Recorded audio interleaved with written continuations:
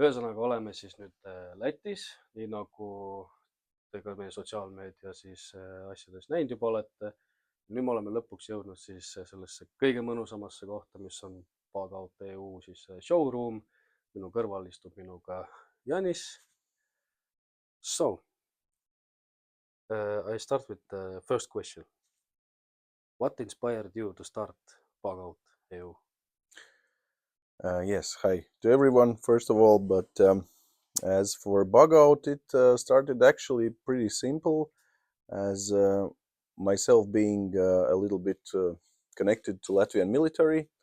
I have quite of experience in packing items and getting prepared and thinking about how to use the items, and some relatives of mine asked me to help them prepare and assemble the 72-hour bags, and at that time it seemed a very simple thing to do. The list of the things that you might need is not any kind of know-how, so I got the list from the internet. I went to a couple of stores in Riga, and I knew the guys in the stores, and the guys knew me, so it was a pretty easy task, should have been for me. So I went around 4 different stores in Riga. I got everything that was supposed to be bought. And when I got home, I understood that I spent over 200 euros. And I marked out less than a half from the things that I should need. And I'm gonna be honest, it wasn't the best things that should have been gotten, yeah. So that made me the idea of that if me living in Riga with all my knowledge and understanding and everything, if it's like a challenging thing to do for me myself, so I understand that it would be mission impossible for my older relatives, such as my mother, father, who live. My father lives almost 200 kilometers from Riga, so with his options and store availability, I understood that it's mission impossible. So I started digging. I started looking for different ready-to-go kits. I found some in Poland, some in Germany, but I saw some differences that I would have been doing a little bit different, and that made me start digging even deeper. So we assembled a company, Bugout.eu. We bought a domain for it, and we started talking, looking for different suppliers for different products, and it took us almost 1.5 years for it to assemble. So that's the beginning of the whole path that got us so far. Very good idea, actually. So my second one will be, let's say, why did you decide to create a 72-hour bag? Yeah, basically some of it I told in the first part already, but yeah, it's basically for people who don't have the knowledge, the time, or patience or understanding, so they could have ready-to-go kits prepared, and not just prepared or assembled by a list, but that has been actually tested by professionals, and the thought, the products, and exactly which ones it's carried out by professionals, and they can rely on in some kind of crisis situations. Okay. So the third question will be, why specifically 72 hours? Yeah, it's not know-how from us. It's actually, I would say, international standard. Yeah. And the main idea is that during big crises, especially like small countries like Latvia, Estonia, Lithuania, we have a very limited resource of the emergency services. And if the trouble is big and massive, it could lead to some issues when you have to wait till the emergency services get to you and can help you. whether it's supply or getting you first aid or anything else. So basically, that's the main idea, that you have to be always prepared for the first 72 hours to do everything yourself, and then you can start resupplying using the government or emergency services.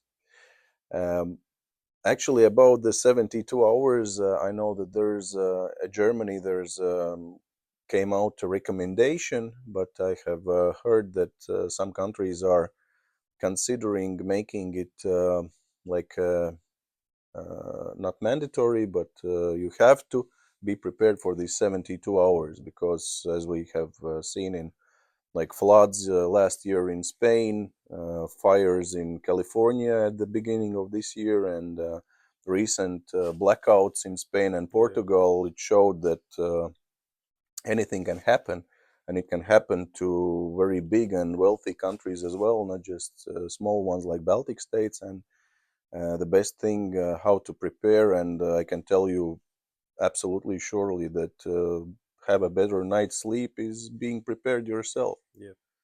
So that's the main idea. And your main target is individuals. Yeah, English. Individual, Yes. yeah, same. Individuals. Businesses and say civil protection. Yeah, so basically the bags, they are made for simple civilians, and as we were talking before, there are some probably military or survival guys, and maybe a lot of from your subscribers that have better kits, but better means that it's more compatible with their style, with their experience, with their knowledge. But this is more for really civilians that they might not have a knowledge at all, but there are many items taking the risks that civilians might have, and so they would have the right tools to like give an answer to a crisis situation. Okay. So in addition to 72-hour kits, you have like the small waste one, the Yep. car one, and the family one. Actually, there are some more. The mini kit, the waste pouch, it was first of all, it was made for responders. Okay. The idea, it wasn't made for civilians, but later on we understood that many people still are interested in it, and why not provide it for civilians as well? But it, as the responder kit, it was made for the emergency services, for crisis management guys, for let's say you're at work Friday, 5 o'clock in the morning, you're planning to go home and something happens. Your phone battery is almost out, and you need 1 or 2 days to help others to reduce the crisis situation and everything else. So you have a like a reliable tool that you can use to um, help coordinate. You have always your power bank, you have ability to write notes and everything else, so you wouldn't have to waste time looking for these items when Mm. somebody else needs you. So yeah, the new product I showed you, it's evacuation packs. It's made for businesses and emergency services such as city managements and everything else, coordinating the different evacuations, so they could hand it out to people in need, and sounds terrible, but for some time forget about them and use their energy to solve the issues related to the current situation. So that's another one. We have these junior packs. Mm. It's very similar to our premium backpack, but it doesn't have any sharp tools in it, but it's a very similar backpack that you juniors or teens, they can carry on, having their own food, having their own water, their like small medicine for Mm. first aid kits, and their own clothes and some other extra things that adults shouldn't be having to carry for them. Another thing is that during evacuations, especially if it's a massive one, there could be that they get separated from their parents Yeah. and they could still have their own things with them. So that's another one. Yeah, the family pack, it's 2 plus 2. It's for two grown-ups or and two kids or some people with some kind of physical disabilities who can carry. So that's for them. As for car kit, yeah, that is it's a new product as well, and it contains basically everything you would need in a to have you on a trip while driving a car, starting to if your battery is dead or your tire gets flat or there's some kind of emergency for signaling or you just in case of any kind of disaster or let's say snowstorm like Hmm. it happens in Scandinavia, you need to for some reason stay in your car till the morning, so you would have everything with you. That's another one, yes, and we have a couple more products coming on, but the main product, of course, it's the 72-hour Yeah. bag. Okay. So, as I understand, you work with survival school. Yes, we have a good connection and cooperation with Survival School Latvia. It's a couple of guys from the military that have made their own school, and now they're teaching others how to behave, how to react, and how to survive in different situations. And in cooperation with them, we have almost finished preparing the courses for civil defense. We have some more consultants, of course, regarding this issue, but the main idea is that we have three different courses related especially to our bags. So the one thing is 2.5 hours in a classroom telling all about it, about the bag, about the proper response, about everything else. The second course is like a, I would say, a city guy course for one day in the woods. It's like a nice walk with some telling and reacting and trying. And the last one is a pretty hard one. It's 2 days and 2 nights in the wilds, and you're gonna use probably everything from the bag. You're gonna try it. You're gonna understand why it's there, because every item in the bag is located in special places. It's with a meaning. Afterwards, you're gonna get a certificate that you have participated. You're getting a new renewal kit with everything you have used, so you have everything back in stock in your bag. But that's our way to like make the product complete, not just by selling it to you, but helping you understand why do you need it and how to use it properly. So you don't just make like how to use the product. You make the little community. Yes, I believe that preparedness is it's actually not just buying stuff. It's about thinking or understanding what you need and why do you need it. Yeah. And preparedness it starts from it's daily. It's not just for a crisis. It's what me and you are having now currently in our pockets, what we have in our car, what we have in our house. Everything is preparedness. It's thinking couple of steps ahead Yeah. of what might happen. Yeah. Okay. My next question will be what kind of feedback you have received from other people.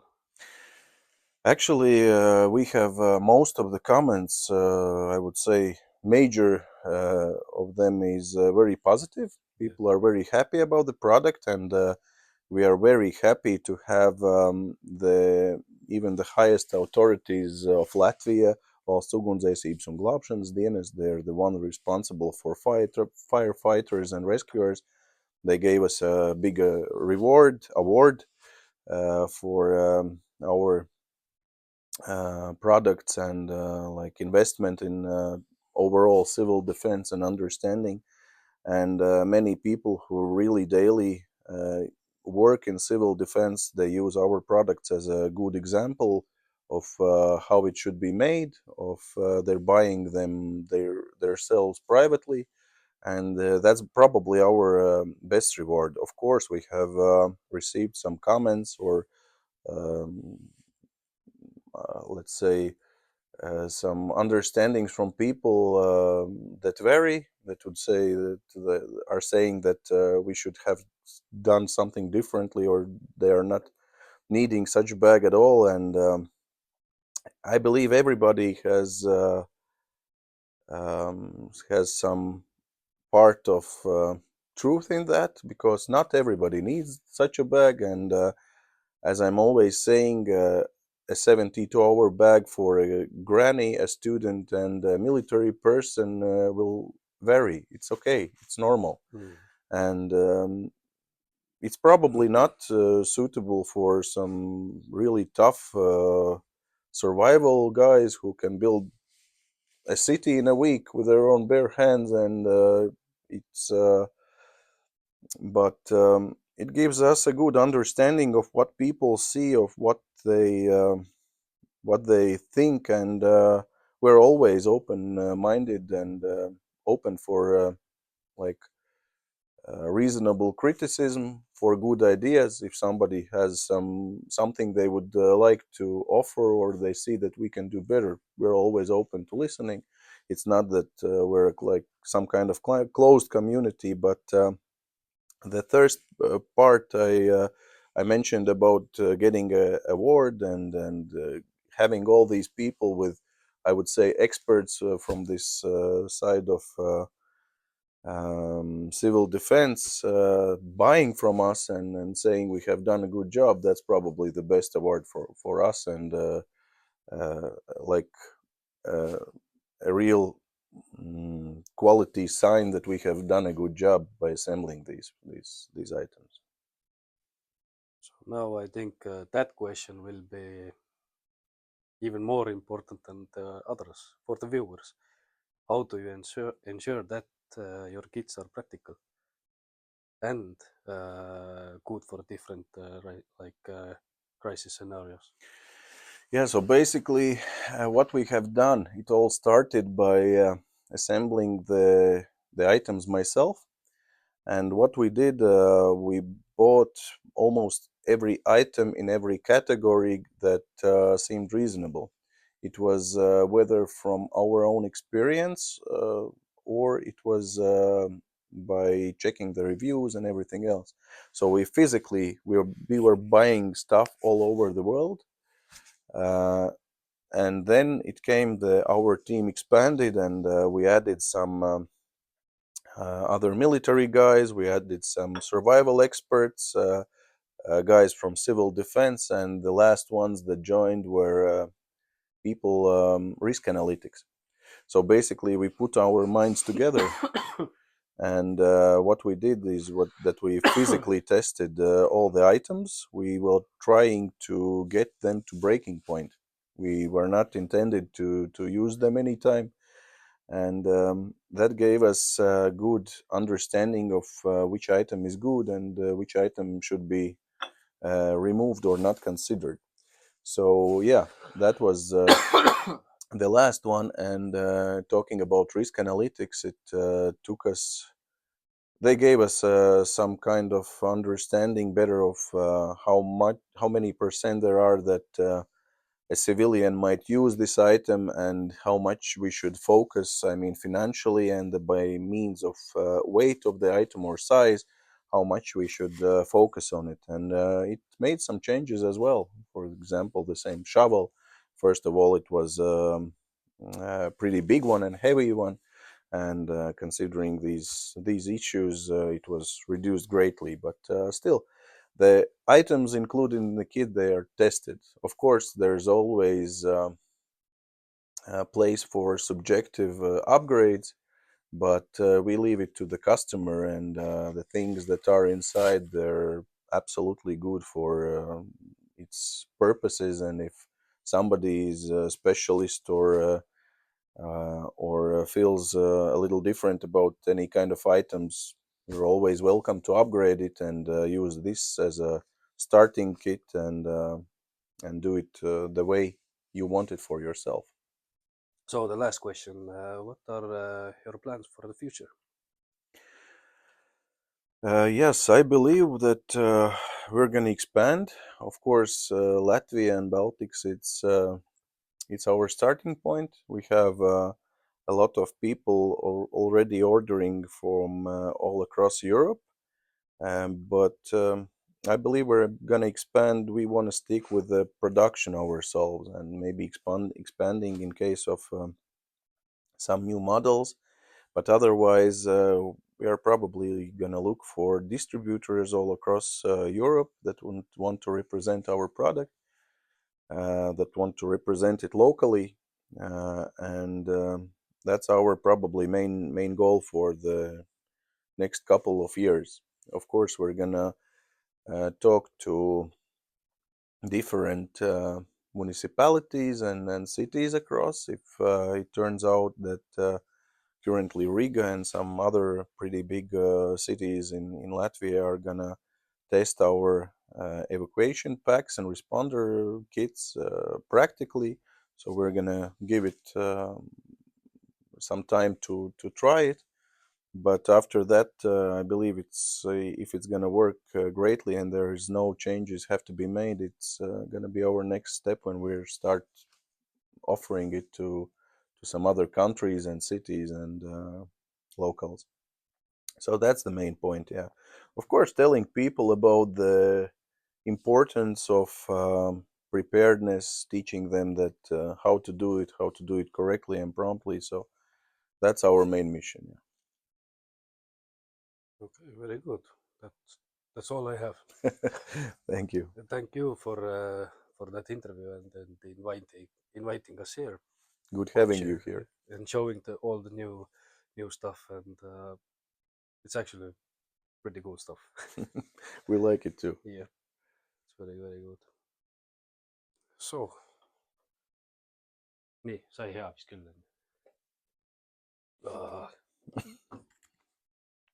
You want some water? I think I do.